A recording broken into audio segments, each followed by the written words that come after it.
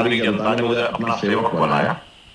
2017 में जब मैं एमएलए बना तो ग्रेटर नोएडा से दादरी आने के लिए और दादरी से ग्रेटर नोएडा आने के लिए कोई रास्ता नहीं जी रास्ता था, लेकिन वहां पर एक ओवरब्रिज बनना शुरू हो गया रेलवे रोड पे, जी जो हावड़ा के लिए दिल्ली हावड़ा रेलवे लाइन पर ओवरब्रिज बनना शुरू हो गया, जिससे रास्ता बंद हो गया। जी।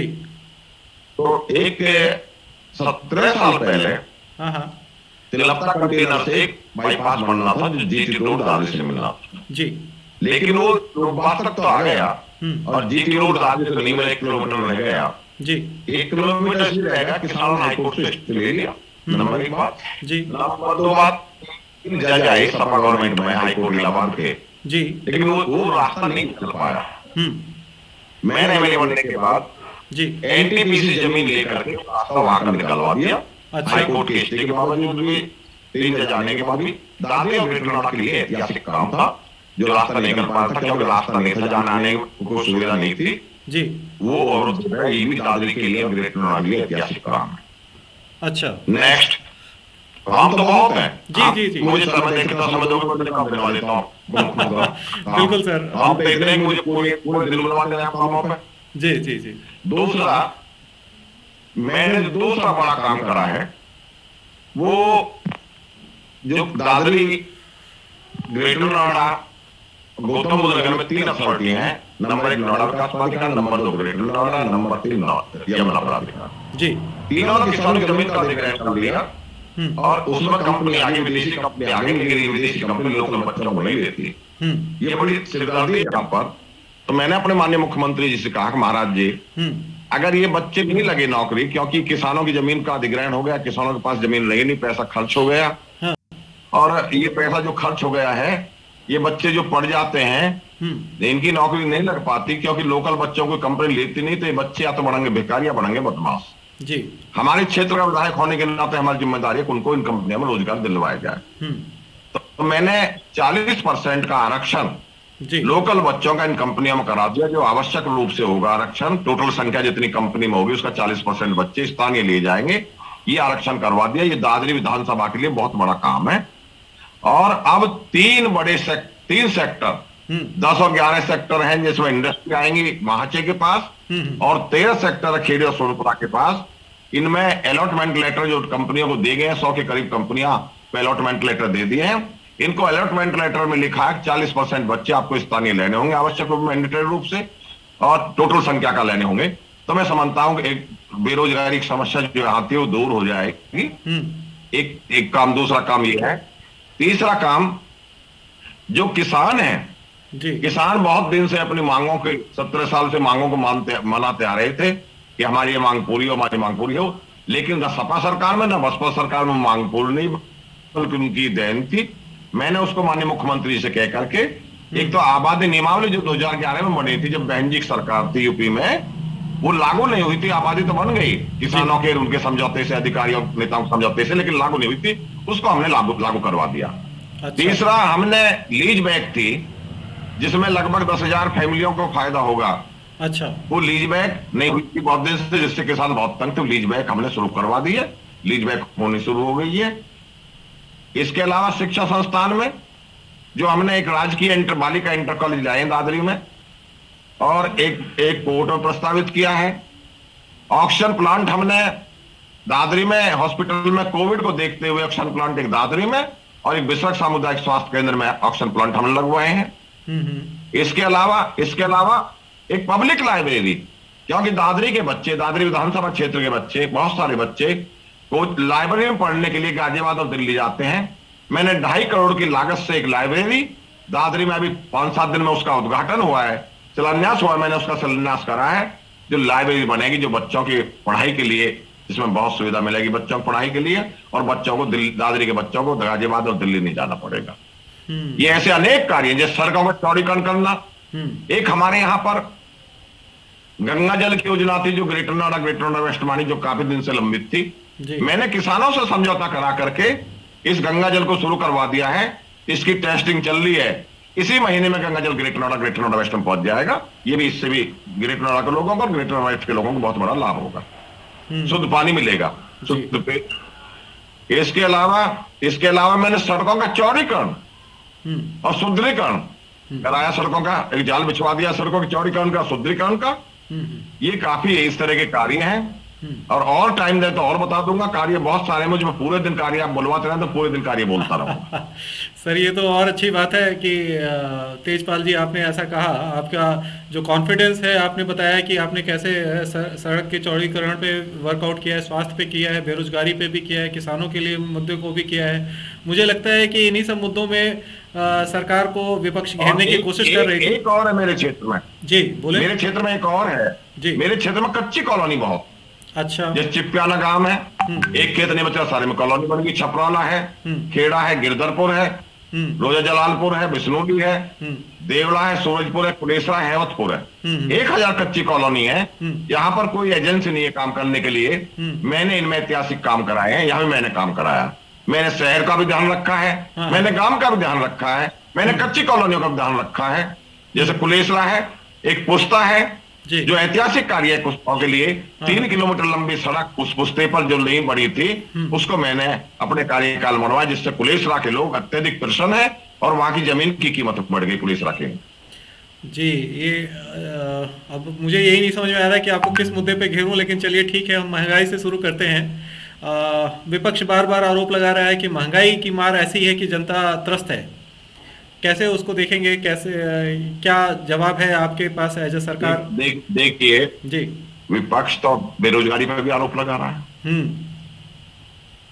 आता हूं, अगर तुम बेरोजगारी दूर करना चाहते तो ये जो मैंने आरक्षण कराया है, तुमसे किसने मना कर दी थी कंपनियां आरक्षण मत कराओ? ठीक है। और बेरोजगारी पर आरोप लगाता है, उन्हें मालूम नहीं हमने 5 लाख नौकरी, सरकारी नौकरी दी है हमारी माननीय योगी उत्तर प्रदेश मुख्यमंत्री योगी जी ने, जिसमें बिल्कुल पारदर्शिता बरती है, जिसमें भ्रष्टाचार नहीं हुआ है। हमने सपा की तरह से नहीं करा कि सपा में पब्लिक सर्विस कमीशन में जब जगह निकली और बच्चे पेपर देने गए तो उनकी खाली कॉपियां रखवा ली, एग्जामिनर को कॉपी दे, टिक मार्क बाद में करवा दिया। इससे 90-95% बच्चे एक ही वर्ग के, एक जाति के चले गए। और जो खुल्लम खुल्ला भ्रष्टाचार जिसकी सीबीआई जांच चल रही है, जो पूरे उत्तर प्रदेश और पूरे भारत को पता है, हमने नौकरियों को भ्रष्टाचार नहीं करा। इसी तरह से महंगाई की बात है, इसी तरह से महंगाई की बात है। जो महंगाई चिल्ला रहे हैं, इनको ये मालूम होनी चाहिए, ये फेसबुक और व्हाट्सएप वाले आदमी है सपा बसपा के। वैश्विक महामारी कोरोना आई, कोरोना में देखा बसें बंद हो गई, रेल बंद हो गई, हवाई जहाज बंद हो गए, फैक्ट्रियां बंद हो गई फैक्ट्रियां बंद हो गई। और ऐसी स्थिति में भारत में विकास के काम चलते रहे। जो पैसा हमें राजस्व का प्राप्त होना चाहिए तो भारत को, वो पैसा नहीं मिला। और ये भारत में नहीं हुआ, ये पूरी दुनिया में हुआ। महंगाई आई तो पूरी दुनिया में आई है, लेकिन पब्लिक नहीं कहती कि महंगाई आ गई, पब्लिक नहीं कहती महंगाई आ गई। इन्होंने ना देश की चिंता है, ना काय की चिंता है, ना आरोप लगाने की चिंता। आरोप लगाते रहेंगे और पब्लिक इन आरोपों को नकारती रहेगी। ठीक है सर, चलिए मान लिया आपकी बात पड़ गई ना जी। लेकिन डीजल और पेट्रोल तो महंगा है, इससे तो आप अभी मना ही नहीं कर सकते, आप इसको नकार नहीं सकते। नहीं, देखिए डीजल जो पेट्रोल महंगा है अंतरराष्ट्रीय मुद्दा है। ये पीछे से कच्चा तेल आता है, जब वो महंगा मिलता है तो महंगा होना ऑटोमेटिक है। ठीक है सर, मैं थोड़ा सा और, चूंकि मुझे लगता है कि शिक्षा एक ऐसा विषय है जिसको लेके मुख्यमंत्री जी भी बड़े सजग रहे, और आपने भी चूंकि लाइब्रेरी की बात कही कि लाइब्रेरी भी आपने एस्टैब्लिश किया। मैं इस पर थोड़ा सा आपके और पॉइंट्स जानना चाहूँगा कि किस तरह से आपके क्षेत्र में शिक्षा पे आपने बहुत अच्छे तरीके से ध्यान दिया, बेरोजगारी पे आपने, मतलब बेशक आपने बहुत अच्छा किया जी। शिक्षा में हम दादरी क्षेत्र के लिए राजकीय बालिका इंटर कॉलेज दादरी में लाए जी, जिसका निर्माण कार्य चल रहा है, लगभग बहुत जल्दी वो पूरा हो जाएगा जी। हमने कोट गांव में एक राजकीय बालिका इंटर कॉलेज और प्रस्तावित कर दिया है, जिसकी स्वीकृति आनी बाकी है। स्वीकृति की प्रत्याशा में, जिसकी जमीन सब नाम कर दिए, जिसकी स्वीकृति आ जाएगी जी। हमने जारचे में राजकीय पीजी कॉलेज की स्वीकृति के लिए भिजवा दिया है, जिसका लेटर आ गया है, जिसकी स्वीकृति आ जाएगी। तो शिक्षा के क्षेत्र में भी हमने काम करा, नकलविहीन परीक्षा करी। देखिए मैं टीचर हूं, अध्यापक हूं। अच्छा। मैंने देखा है अध्यापक होने के नाते कि माननीय मुलायम सिंह की जब सरकार रही तो खुल्लम खुल्ला नकल चली। जब नकल चली तो नकल से बच्चे ने 10वीं कर ली, 12वीं कर ली, लेकिन आज कंपटीशन का जमाना, बच्चे कंपटीशन में नहीं आ सकते। हमने नकल विहीन परीक्षा कराई। और मैं अपना अध्यापक का अनुभव बताता हूं। जब माननीय मुलायम सिंह की सरकार गिर गई, दूसरी सरकार बन गई, भाजपा सरकार बनी, और माननीय बाबू कल्याण सिंह जी हमारे मुख्यमंत्री बने, मैं बहुत पुरानी बात बताता हूं। तो नकल विहीन परीक्षा कराई। उस नकल विहीन परीक्षा से हुआ कि एक साल तो रिजल्ट कम रहा, फिर बच्चों को आदत पड़ गई पढ़ने की। क्योंकि पहले तो बच्चे सोचते थे कि हमारा सेल्फ सेंटर रहेगा, उसी स्कूल का सेंटर उसी स्कूल में रहेगा, खुली किताब चलेंगी, खुली नकल चलेंगी, टीचर नकल करा देंगे और हम पास हो जाएंगे, अपने नंबर ले आएंगे। मेहनत करने की आदत उनकी खत्म हो गई थी, कंपटीशन बच्चे आए नहीं। फिर आज महसूस माननीय योगी जी की सरकार ने, जो हमारे डॉक्टर शिक्षा मंत्री हैं और उप मुख्यमंत्री डॉक्टर दिनेश शर्मा जी, उनने बिल्कुल नकल विहीन परीक्षा कराई है। और नकल विहीन परीक्षा करा करके बच्चों में मेहनत की आदत पड़ी है। और यही कारण है कि आज बच्चे कंपटीशन में अच्छी तरह से तैयारी कर रहे हैं। इससे शिक्षा जगत में बहुत व्यापक सुधार हुआ है। नई शिक्षा नीति लाए हैं हम। नई शिक्षा नीति कैसी होनी चाहिए? नई शिक्षा नीति जो जनता के लिए उपयोगी है, जो रोजगार के लिए उपयोगी है, ऐसी शिक्षा नीति लाए हैं। शिक्षा के क्षेत्र में भी आमूलचूल परिवर्तन हुए हैं। बहुत सारी यूनिवर्सिटी खुली है, बहुत सारी कॉलेज खुले हैं उत्तर प्रदेश सरकार ने। और शिक्षा में भी हम अग्रसर हैं आगे। और हमारे माननीय उप मुख्यमंत्री जो डॉक्टर दिनेश शर्मा जी हैं, वो शिक्षा मंत्री भी है, माध्यमिक और उच्च शिक्षा मंत्री हैं जी। और उन्होंने, क्योंकि वो शिक्षाविद हैं, इसलिए शिक्षा के क्षेत्र में उन्होंने आमूलचूल परिवर्तन कर रहे हैं, जिनकी जनता बहुत सराह रही है। जी, बहुत अच्छी जानकारी आपने शेयर करी। अब मैं मुद्दे पे थोड़ा सा और आता हूँ। जो इलेक्शन है उस परिप्रेक्ष्य में आप कैसे देख रहे हैं? क्योंकि विपक्ष ने आपको कई तरफ से घेरने की कोशिश करी। काशी कॉरिडोर पे भी उन्होंने आप पे आरोप लगाया कि जब भी याद आता है, इलेक्शन आता है, तो आप लोगों को मंदिर और भगवान याद आते हैं, ठीक है। और इसी तरह से कई और धर्मगत और जातिगत राजनीति के भी आरोप जो है सो विपक्ष आप लोगों पे लगाता रहता है। कैसे मुकाबला करेंगे? देखिए, विपक्ष तो हम पर पहले से आरोप लगाता रहा है इस बात की। जी। विपक्ष कहता था भाजपा झूठ बोलती है, भाजपा कहती है कसम राम की खाएंगे, मंदिर वहीं बनाएंगे, तारीख नहीं बताएंगे। ये मंदिर मस्जिद पे राजनीति करते रहे अयोध्या में। मैं पूछूं, इन्होंने समस्या हल करी? आज हमारे दुनिया के नेता, भारत के यशस्वी प्रधानमंत्री माननीय मोदी जी ने सुप्रीम कोर्ट के द्वारा, देखो इसे कितनी अच्छी तरह हल करा दिया। और कई हिंदू मुस्लिम में झगड़े हुए क्या? समस्या समाप्त कर दी। राजनीति ये करते हैं इस तरह की, आरोप हमारे ऊपर लगाते हैं। और काशी बाबा विश्वनाथ मंदिर अगर बना तो उसमें लाखों करोड़ों लोगों की वास्ता जुड़ी हुई है, उनकी आस्था केंद्र भी। तो हमारी मथुरा की बारी और है, मथुरा में भी ऐसा बनाएंगे हम। अच्छा, तो आप विपक्ष वाले आरोप लगाते रहेंगे। चुनाव में याद नहीं आती हमको? हमने चुनाव से पहले कर दिया था, एक जो अयोध्या में भव्य मंदिर का निर्माण होना चुनाव से पहले कर दिया था। लेकिन विपक्ष को याद आता है कि इनकी चुनाव में बात याद आती है। जी, ओवैसी जी कह रहे हैं कि कुछ दिन रुक जाइए, सबके जाने का समय आता है, और जब जाएंगे तो फिर हम दिखाएंगे कि कैसे काम किया जाता है। पुलिस वालों को अलग से बताते हैं। भाई साहब, कोई ब्रिटिश अपने देखते रहे आंख बंद करके, तो ऐसे थोड़ा आ जाता है। आप देखिए, जनता में इतने ऐतिहासिक और अच्छे कार्य हुए हैं जी। आप देखें, 35 से समाप्ति जिसको कोई नहीं सोचता, 370 समाप्त हुई, सर्जिकल स्ट्राइक हुई, एयर स्ट्राइक हुई। और भारत के प्रधानमंत्री जब विदेश में जाते थे तो उतना सम्मान नहीं मिलता था। आज माननीय मोदी जब विदेश में जाते हैं तो मोदी मोदी मोदी होती है। भारत के सम्मान को बढ़ाया है, जनता खुश है। जनता ने 2014 में जिताए लोकसभा चुनाव, 2017 में विधानसभा जिताया, 2019 में फिर लोकसभा जिताया, और 2022 में फिर भारी बहुमत से हम जीत के आएंगे। ये विपक्ष वाले तो आरोप लगाते रहेंगे। जनता हमारी खुश है। जनता आपकी खुश है, तो ये समझे सर, इस बार दादरी वाली जो सीट है वो पक्की है बीजेपी की? दादरी पक्की, कम से कम 2 लाख के अंतर से जीतेंगे। अरे कम से कम 2 लाख का। चलिए सर, ये तो बहुत बहुत शुभकामनाएं आपको। आप इसी तरह से अपने पूरे कॉन्फिडेंस के साथ जनता के बीच में उपस्थित हो और जनता देखिए, मैं आप सबूतों के साथ बता रहा हूँ जी, सबूतों के साथ बता रहा हूँ कि आपने जो आप दादरी की सीट की बात करी, दादरी में जब 2017 का चुनाव हुआ तो मैं 82,000 वोटर्स जीता। अच्छा, मुझे 51% कुछ वोट मिला। अच्छा, जब दादरी विधानसभा में लोकसभा का चुनाव हुआ तो जब तीनों दल एक थे, आज तो सपा लोग तो लेके उस दिन बसपा भी एक थी, महागठबंधन था। दादरी विधानसभा में 80,000 वोटों से जीते जी। दादरी विधानसभा में जब चुनाव हुआ इनका निगमों का, निकायों का, तो हम दादरी में एक मात्र नगर पालिका सीट है उसे जीते। एमएलसी का चुनाव है, एमएलसी जीते। पंचायत के चुनाव में पंचायत जीते, हम पंचायत चुनाव जीते। हम किसी चुनाव को हारे नहीं है, सब चुनाव जीतते गए हैं। माननीय योगी जी के नेतृत्व में हर चुनाव हमने जीता है और जनता हमसे इतनी खुश है कि ये हम 80,000 जीते। अगर मान ली बसपा की वोट निकालते तो डॉक्टर महेश शर्मा जीतते 1,40,000 से। अच्छा। इसलिए हम, और वोट बढ़ी है हमारी, वोट बढ़ी है हमारे कार्यकर्ताओं ने, हमारे संगठन ने, हम सब ने मिले आए के वोट बढ़वाई है और इसका लाभ हमको मिलेगा और इस बार हम दादरी विधानसभा जीतेंगे 2 लाख से।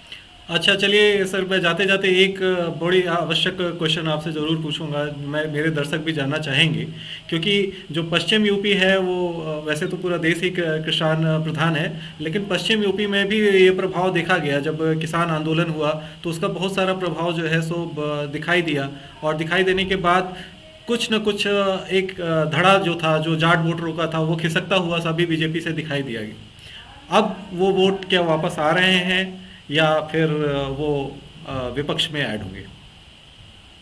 भाई साहब ये बताओ, आप दर्शक भी सुन रहे हैं मेरी बात को जी।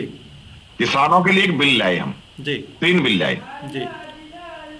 किसानों ने, राकेश टिकैत जी जो नेता हैं किसानों के जी, यहीं के जहां की आप बात कर रहे हैं, जी जी, उन्होंने इस बिल का स्वागत किया उस टाइम। लेकिन विपक्ष के बहकाव में आकर के और विपक्ष के पास कोई मुद्दे रहे नहीं, उन्होंने अनशन शुरू कर दिए, धरना शुरू कर दिया। ठीक। मैं मोदी जी को बधाई देता हूं और किसान भी समस्त बधाई देते हैं। मोदी जी ने किसानों की भावना को ध्यान में रखते हुए बिल वापस ले लिए। फिर क्या का मुद्दा रह गया? फिर किसानों का मुद्दा क्या रह गया? किसान अब ये समझते हैं कि ये तो राजनीति कर रहे हैं और विपक्ष राजनीति करवा रहा है, विदेशी ताकतों के हाथ में ये खेल रहे हैं। ये बताइए, जब किसानों की भावना में ध्यान रखते हुए माननीय मोदी जी ने निर्णय बिल वापस ले लिए, तो फिर किसानों के हितैषी हुए मोदी जी सुबह से हुए? पहले तो किसानों को समझाने की कोशिश करी, जब वो समझ नहीं पाए, किसान कहा भाई तुम अपना कृषि का विशेषज्ञ ले आओ, इस बिल में जो कमी है बैठ जाओ, हम जो कमी है उन्हें दूर कर देंगे। नहीं, बिल वापिस, बिल वापिस, बिल वापिस, एक रट लगी रही। और जब वो रट लगी रही तो मोदी जी ने उनकी किसानों की भावनाओं को ध्यान में रखते हुए उस बिल को वापस ले लिया। इससे किसान बहुत खुश है। अब किसानों को मुद्दा ही नहीं रह गया जी। अब किसानों का ये तो राजनीतिक मुद्दा है, जो राजनीतिक मुद्दा है। आप देखना, अब चुनाव होंगे, जाटों के क्षेत्र में जो आप बात कर रहे हैं, पार्टी भारी बहुमत जीतेगी। मोदी जी, हमारी योगी सरकार ने काम नहीं करा जो मुजफ्फरनगर कांड हुआ था। जाट बोले नहीं, मुजफ्फरनगर कांड को बोले नहीं जाट। भाई किसानों का एक मुद्दा था, हमने बिल वापस ले लिया किसानों की भावनाओं को ध्यान रखते हुए। लेकिन हम मुजफ्फरनगर जैसे कांड नहीं कराते हमारे माननीय योगी जी की सरकार। ठीक है, ठीक है जी। थोड़ी समय की, इसलिए चौधरी जाट भी हमें वोट देगा। जी जी जी। थोड़ी समय की अनुपलब्धता के कारण पढ़ ही नहीं सकते। हाँ जी, थोड़ी समय की अनुपलब्धता के कारण जो है सो हमें ये प्रोग्राम अब क्लोज करना पड़ेगा। आपका हमारे कार्यक्रम में बने रहने के लिए बहुत बहुत धन्यवाद। हमारे साथ बने हुए थे तेजपाल नागर सिंह जी, जो कि विधायक हैं दादरी से, उत्तर प्रदेश से, पश्चिमी यूपी से बिलोंग करते हैं, और उन्होंने अपने बहुत सारे पॉइंट्स को बताया रखा कि जनता के बीच में उन्होंने कैसे जनता की सेवा की, कैसे स्वास्थ्य, शिक्षा और जो ट्रांसपोर्टेशन की सर्विसेज हैं वो लोगों तक अच्छे तरीके से कनेक्ट किया है। लाइब्रेरी, ओपन लाइब्रेरी इन्होंने ओपन किया है, प्राइवेट फॉर्म्स में रिजर्वेशंस कराया, जिससे कि बेरोजगारी की भी सुविधा वहाँ पे उपलब्ध हुई। लोकल कई मुद्दों के साथ ये फिर से अपने चुनावी रणनीति में उपलब्ध हो रहे हैं, और आगे देखते हैं कि जनता का क्या मूड होगा। बने रहिए हमारे साथ जन मीडिया टीवी में। मैं विकास मिश्रा, बहुत बहुत धन्यवाद। धन्यवाद आपका विकास भाई, आप मेरे पास।